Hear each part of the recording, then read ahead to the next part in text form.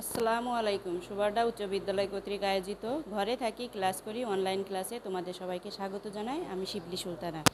আমি আজকে তোমাদের সাথে আলোচনা করব দশম শ্রেণীর অর্থনীতি বিষয়। আজকে আমরা আলোচনা করব অর্থনীতির সপ্তম অধ্যায়ের অর্থ ও ব্যাংক ব্যবস্থা। আমরা আজকে কি আলোচনা করব? অর্থ ও ব্যাংক ব্যবস্থা। দেখো, নাবিলের বাবা একজন চাকরিজীবী। মাস শেষে বেতন পান 20,000 টাকা। তিনি পারিবারিক ব্যয়ের জন্য কিছু নগদ টাকা রাখেন এবং কিছু টাকা ব্যাংকে আমানত রাখেন। তিনি কি করেন? পরিবারের ব্যয়ের জন্য কিছু টাকা রাখেন এবং কিছু টাকা তিনি আমানত স্বরূপ ব্যাংকে রাখেন। কিছুদিন পর তিনি ঠিক করলেন মুরগির খামার দেবেন। এজন্য তিনি ব্যাংক থেকে ঋণ নিলেন। ব্যাংক থেকে কি করলেন? তখন তিনি ঋণ নিলেন। ব্যাংক তাকে 10% সুদে 36 মাসে পরিশোধ করার এই শর্তে ঋণ দিলেন। তার আয় ব্যয় সঞ্চয় ও ঋণ সবই অর্থের মাধ্যমে হয়ে থাকে। অর্থ ও ঋণের ব্যবসা ব্যাংক বা আর্থিক প্রতিষ্ঠানের মাধ্যমে হয়ে থাকে। অর্থ ঋণের ব্যবসা কিসের মাধ্যমে হয়? ব্যাংক বা আর্থিক প্রতিষ্ঠানের মাধ্যমে। ব্যাংক জনগণের উদ্বৃত্ত অর্থ আমানত হিসাবে গ্রহণ করে ঋণ গ্রহীতাকে ঋণ হিসাবে প্রদান করে। কি করে? ব্যাংক জনগণের উদ্বৃত্ত অর্থ আমানত হিসাবে রাখে এবং ঋণ গ্রহীতাকে ঋণ হিসাবে প্রদান করে। আমাদের দেশের কৃষি উন্নয়ন, শিল্প উন্নয়ন, আত্মকর্মসংস্থান ও ব্যবসা বাণিজ্য ব্যাংক গুরুত্বপূর্ণ ভূমিকা পালন করে। এই অধ্যায়টা পাঠ করলে আমরা কী কী বিষয় সম্পর্কে জানতে পারবো? এই অধ্যায়টা পাঠ করলে আমরা অর্থের ধারণা এবং অর্থের প্রকারভেদ বর্ণনা করতে পারবো, অর্থের কার্যাবলী ব্যাখ্যা করতে পারবো, বাণিজ্যিক ব্যাংকের ধারণা এবং এর প্রধান কার্যাবলী বর্ণনা করতে পারবো, ব্যাংক হিসাব খোলা ও পরিচালনার নিয়মাবলী বর্ণনা করতে পারবো, কেন্দ্রীয় ব্যাংকের ধারণা এবং এর প্রধান কার্যাবলী ব্যাখ্যা করতে পারবো। এখন আমরা আসি অর্থ ও অর্থের প্রকারভেদ। অর্থ কী আর অর্থকে কয় ভাগে ভাগ করা যায়? দীর্ঘকাল যাবৎ কৃষক তার ধানের বিনিময়ে তাঁতির কাছ থেকে কাপড় এবং জেলে তার মাছের বিনিময়ে কুমারের কাছ থেকে হাঁড়ি পাতিল সংগ্রহ করত। এভাবে মানুষ এক দ্রব্যের পরিবর্তে অন্য দ্রব্য বিনিময় করে অভাব পূরণ করার ব্যবস্থাকে সরাসরি পণ্য বিনিময় প্রথা বলে। এটাকে কি বলে? পণ্য বিনিময় প্রথা। একটা পণ্যের বিনিময়ে আরেকটা পণ্য দেওয়া এবং নেওয়াকে কি বলে? এটাকে বলে পণ্য বিনিময় প্রথা। আমাদের দেশের গ্রামাঞ্চলে কোনো কোনো এলাকায় কিছু কিছু ক্ষেত্রে এখনও এ প্রথার প্রচলন দেখা যায়। গ্রাম এলাকায় এখনও কিন্তু এই প্রথার প্রচলন দেখা যায়। তবে এ প্রথায় লেনদেন করতে গিয়ে মানুষকে নানা অসুবিধায় পড়তে হতো।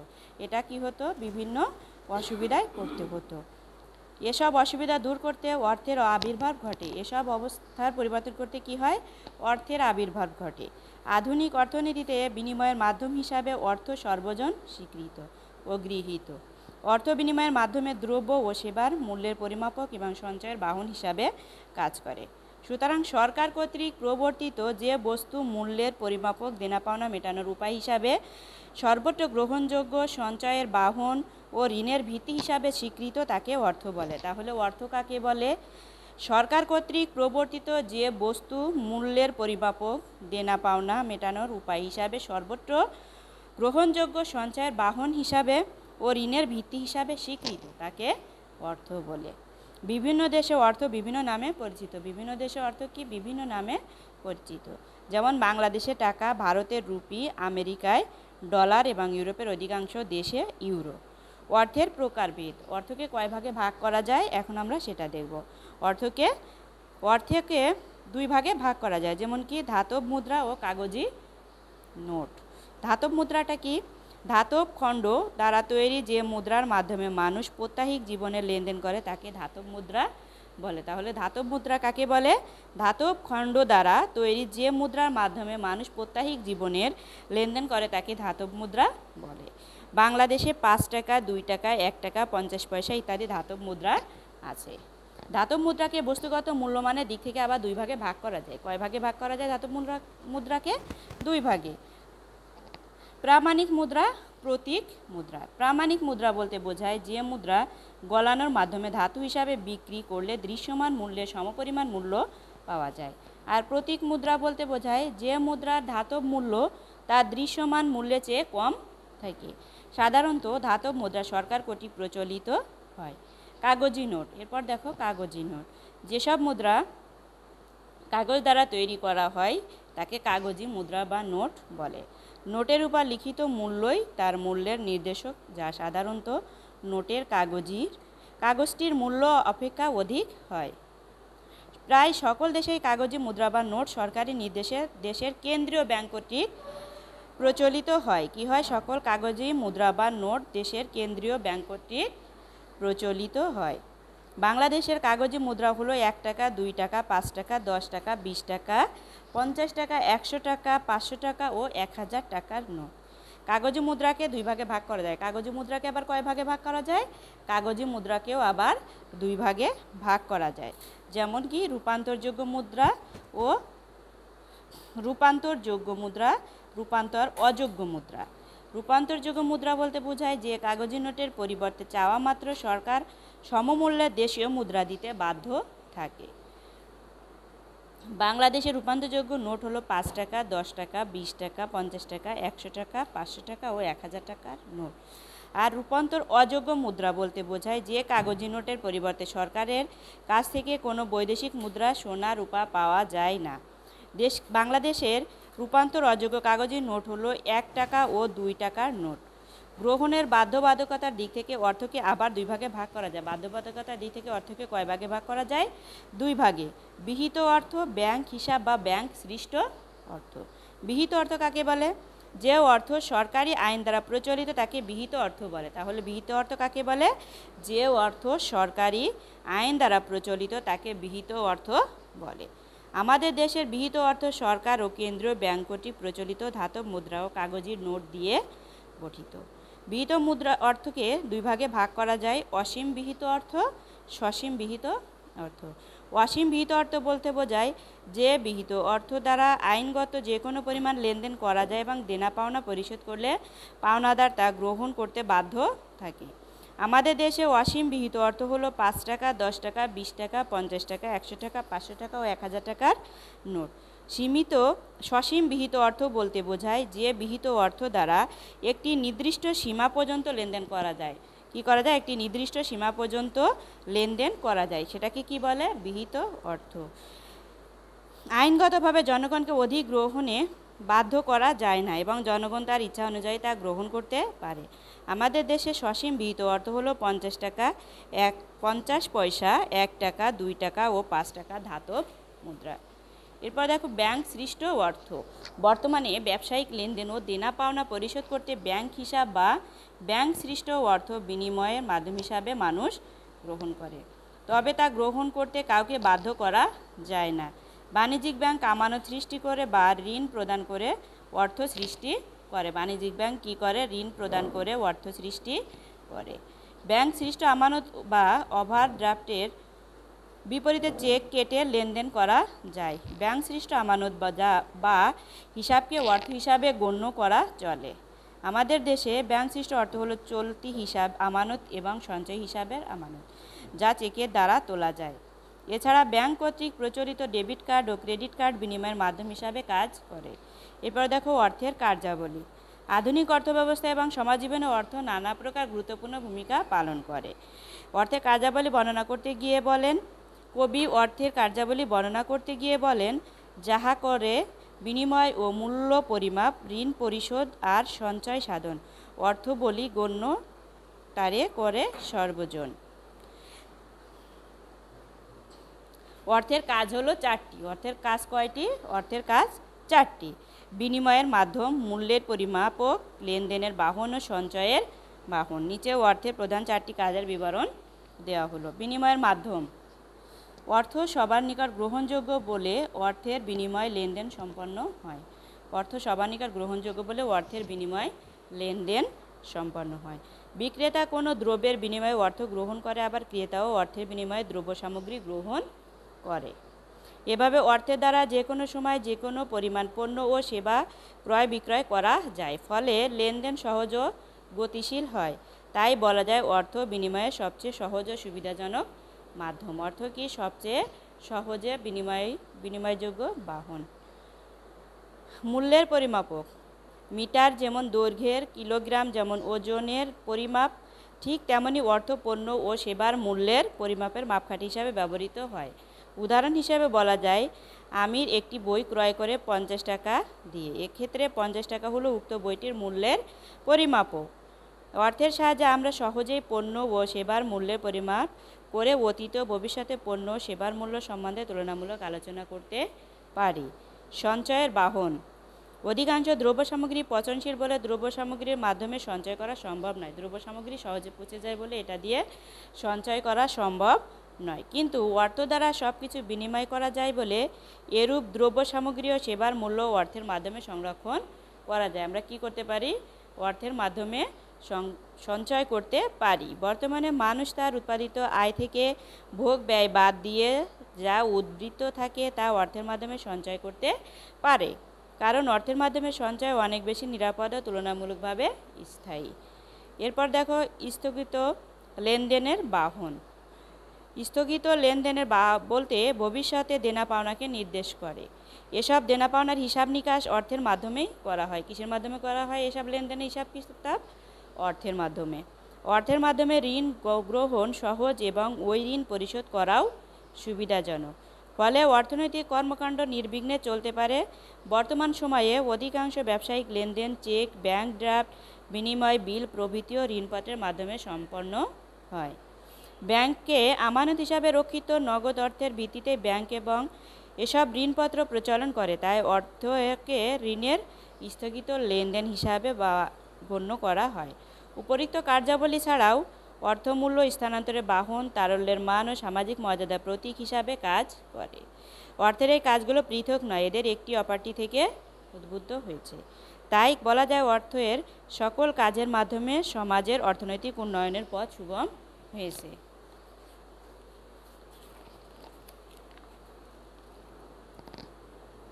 এরপর দেখো বাণিজ্যিক ব্যাংক। যে ব্যাংক কোনো ব্যক্তি বা প্রতিষ্ঠানের অর্থ আমানত হিসাবে জমা রাখে এবং ব্যবসায়িক উদ্দেশ্যে ব্যক্তি বা প্রতিষ্ঠানকে তাদের চাহিদা অনুযায়ী ঋণ প্রদান করে তাকে বাণিজ্যিক ব্যাংক বলে। তাহলে বাণিজ্যিক ব্যাংক কাকে বলে?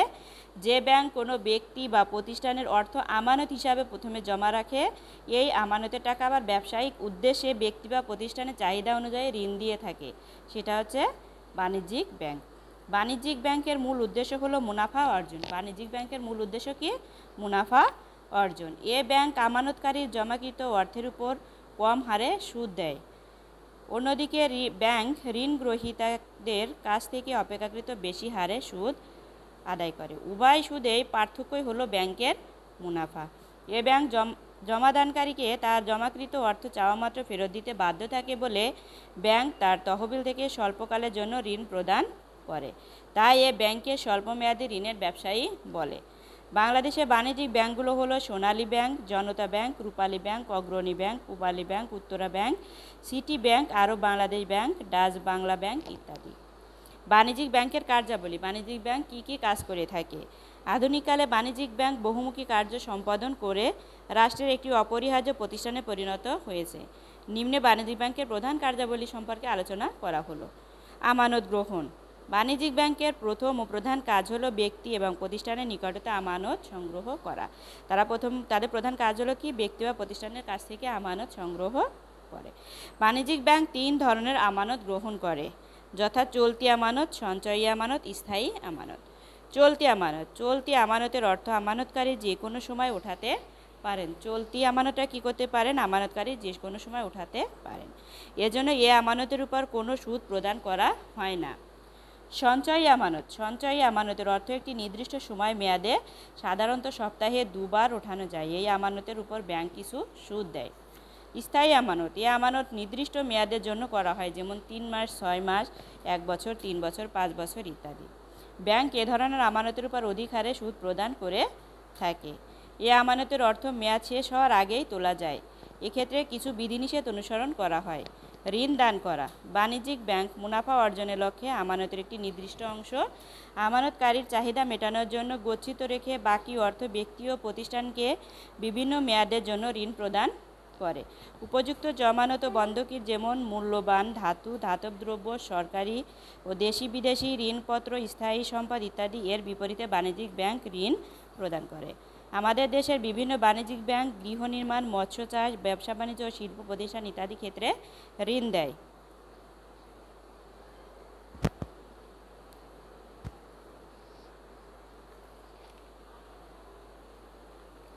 বিনিময়ের মাধ্যম সৃষ্টি। বর্তমান বাণিজ্যিক ব্যাংক সহজ বিনিময় মাধ্যম হিসাবে cheque, bank draft, e payment, hundi, ভ্রমণকারী চেক ইত্যাদি সৃষ্টি করে। বিনিময় মাধ্যমগুলোর মধ্যে ব্যাংকের ইস্যুকৃত চেক বহুল ব্যবহৃত হয়। উন্নত দেশে অধিকাংশ লেনদেনই চেকের মাধ্যমে নিষ্পত্তি হয়ে থাকে। উন্নত দেশে কী হয়ে থাকে? চেকের মাধ্যমে লেনদেন নিষ্পত্তি হয়ে থাকে। দেশীয় ও বৈদেশিক বাণিজ্যের সহায়তা। বাণিজ্যিক ব্যাংক দেশের অভ্যন্তরে ও আন্তর্জাতিক পর্যায়ে বাণিজ্যিক সহায়তা ব্যবসায়ীদেরকে অর্থ যোগান দেওয়ার পাশাপাশি পরামর্শও দিয়ে থাকেন। এছাড়া ব্যবসায়ীদের বিনিময় বিলে স্বীকৃতি প্রদান, বিল বাট্টাকরণ, আমদানি ও রপ্তানিকারকে ঋণ প্রদান, মেইল ও টেলিগ্রামের মাধ্যমে মূল্য পরিশোধের ব্যবস্থা করে থাকে। অনেক ক্ষেত্রে ব্যাংকের মাধ্যমে দ্রব্য আদান প্রদান, বৈদেশিক মুদ্রার ক্রয় বিক্রয় এবং ক্রেতা বিক্রেতাদের দেনা পাওনারও নিষ্পত্তি করা হয়ে থাকে। এসব কার্য সম্পাদন করে বাণিজ্যিক ব্যাংক বাণিজ্যের ক্ষেত্রে গুরুত্বপূর্ণ ভূমিকা পালন করে। এরপর দেখো অর্থ স্থানান্তর। গ্রাহকদের প্রয়োজনে ব্যাংক এক স্থান হতে অন্য স্থানে নিরাপদে ও দ্রুত প্রেরণ করে। অর্থ প্রেরণের মাধ্যম হলো cheque, bank draft, postal order, ভ্রমণকারী চেক ইত্যাদি। রেমিট্যান্স। বিদেশ কর্মরত সকল জনসাধারণের বৈদেশিক আয় সংগ্রহ করে এবং দেশীয় সংশ্লিষ্ট মালিককে যত তাড়াতাড়ি সম্ভব তা হস্তান্তর করে বাণিজ্যিক ব্যাংক যথাযথ সেবা প্রদান করে। সঞ্চয় বৃদ্ধি। বাণিজ্যিক ব্যাংক দেশের বিভিন্ন স্থানে ছড়িয়ে থাকা ক্ষুদ্র ক্ষুদ্র সঞ্চয়কে আমানত হিসাবে গ্রহণ করে। ব্যাংক সঞ্চিত অর্থ ব্যবসায় ও উৎপাদন ক্ষেত্রে ঋণ, ব্যক্তি বা প্রতিষ্ঠানকে পুঁজি গঠনে সহায়তা করে। এভাবে বাণিজ্যিক ব্যাংক দেশের সঞ্চয় বৃদ্ধির পাশাপাশি অর্থনৈতিক উন্নয়নকেও ত্বরান্বিত করে। এছাড়া বাণিজ্যিক ব্যাংক নিম্নোক্ত কার্যাবলীও সম্পাদন করে থাকে। জনগণের মূল্যবান জিনিসপত্র যেমন দলিলপত্রাদি ও মূল্যবান অলংকার ইত্যাদি নিরাপদে লকারে জমা রাখে। বিভিন্ন কোম্পানির শেয়ার, মেয়াদি ঋণপত্র ও সরকারি বন্ড ক্রয় বিক্রয়ে সহায়তা করে। সম্পত্তির দেখাশোনা, সম্পত্তির কর আদায় ও প্রদানের ব্যবস্থাপূর্বক ওসির দায়িত্ব পালন করে। গ্রাহকদের স্বার্থে আর্থিক সচ্ছলতা সনদপত্র প্রদান করে গোপনীয়তা রক্ষা করে। তাহলে আমরা আজকে কি কি সম্পর্কে আলোচনা করলাম? অর্থ কাকে বলে, অর্থ ও অর্থের প্রকারভেদ, বাণিজ্যিক ব্যাংক কাকে বলে, বাণিজ্যিক ব্যাংক কী কী কাজ করে থাকে, এগুলি সম্পর্কে তোমাদের সাথে মোটামুটি আলোচনা করলাম। এখন আমি তোমাদের কিছু বাড়ির কাজ দিয়ে দেবো, এগুলো তোমরা লিখে নাও।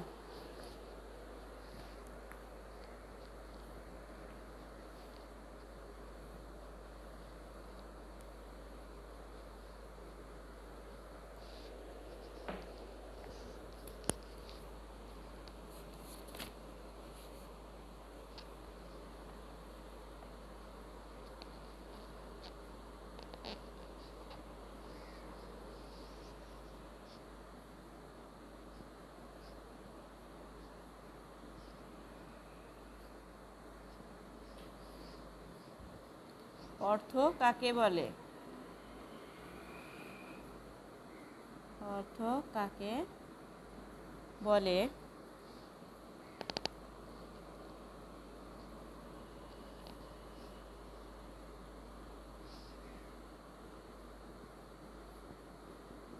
তৈরির উপকরণের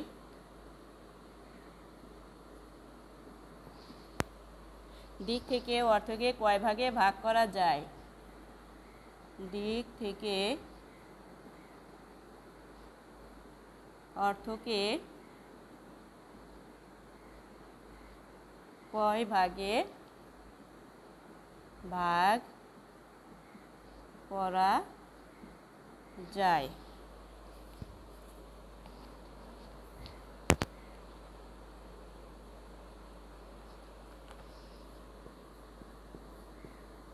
বিহিত অর্থ কাকে বলে?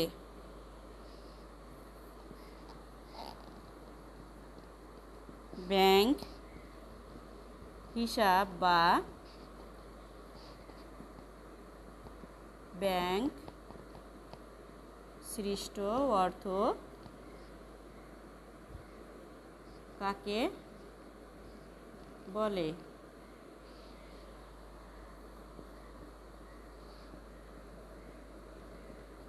বাণিজ্যিক ব্যাংক কাকে বলে?